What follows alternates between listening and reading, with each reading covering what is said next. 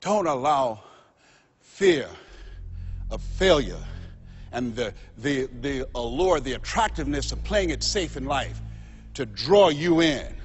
You can't get out of life alive. You got to die to leave here. Other thing is, you look at yourself and look at your dreams.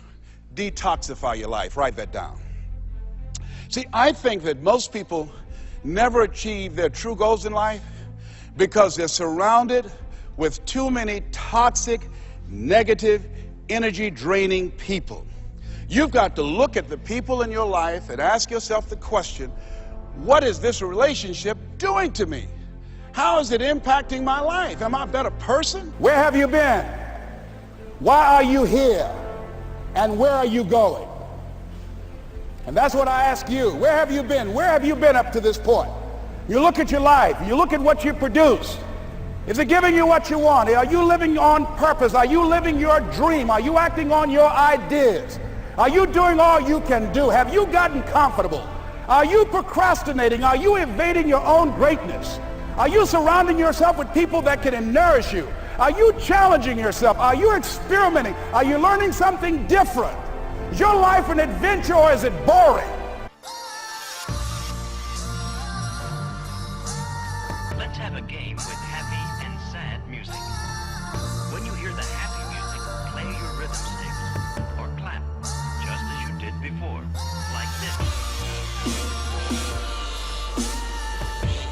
Whenever I study people that are successful, what I look for is what's the standard they hold themselves to? And then what are all those little rituals that add up? Because think about it. Success and failure are not giant events. They don't just show up. You don't just suddenly become successful or suddenly have this cataclysmic event that makes you fail. And they look that way. But failure comes from all the little things. You know, there are days my back is hurting, my throat is hurting, or I may have had a challenge, or my father passed away, and I've still got to deliver for these people because my standard is give my all every time. Every event has to be better. Talk to anybody who's been to our events for 5, 10 years, some of our trainers. I don't know how he does it. He always finds a way to make it better. That's not an ego thing. That's a standard in me. I have to find the way. And my ritual, though, is I prepare, I think, I gather new information, I figure out how to put something across better. What do people need? I spend time with our customers. I see what's going on. And before I get on stage each time, I have this little ritual. And the only reason you're here, you are my assignment. You can feel me. Some of you feel me right here in your heart of hearts. And my goal is to get past your mind and into your heart. So it's necessary that you have the mindset that I can do this. You've got to begin to believe and to fortify that belief and feed that belief by listening to tapes, going to seminars and workshops, by challenging yourself, by stretching yourself. It was Osborne who said, unless you attempt to do something beyond that which you've already mastered, you will never grow. Some of you in your life, the reason why you're not blowing up, the reason why you're not successful, you have not learned to pass. You think just because it's an opportunity, it's for you. And not every opportunity is for you. Are you hearing what I'm saying? You got to get to the spot, baby. You got to do what you was called to do. You got to do what you were born to do. You got to do what works for you, because if you do what works for you, you're going to blow up. Make your move before you're ready. We're instructed in life to walk by faith and not by sight. See, you want to really begin to stretch yourself. You want to become a risk taker. You want to raise the bar on yourself. Most people won't do that. See, most people engage in low life living, low risk living.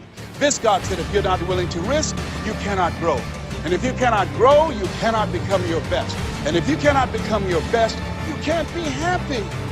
And if you can't be happy, then what else is there?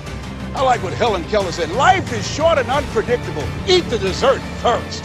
What brought you here? And where are you going? What is it that you can get out of this session, out of this lecture?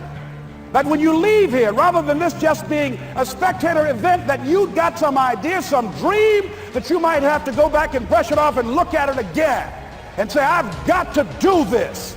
This is my stuff. This is what I'm supposed to do. This is why I showed up. Where are you going with your life? What decisions are you making right now as you look into the future? And so you want to begin to take some chances. You want to begin to challenge yourself and make it okay to fail and learn from your failures. Are you experimenting to find out what other talents and abilities that you have? See, we're in a time right now. The day is gone where you could just go to college and get out and get a job and work 30 or 40 years with job security. and retire with a gold watch. The gold watch days are gone. But I'm exactly where I wanted to be because I realized I got to commit my very being to this thing. I gotta breathe it, I gotta eat it, I gotta sleep it. And until you get there, you'll never be successful in life. But once you get there, I guarantee you, the world is yours. So work hard and you can have whatever it is you want.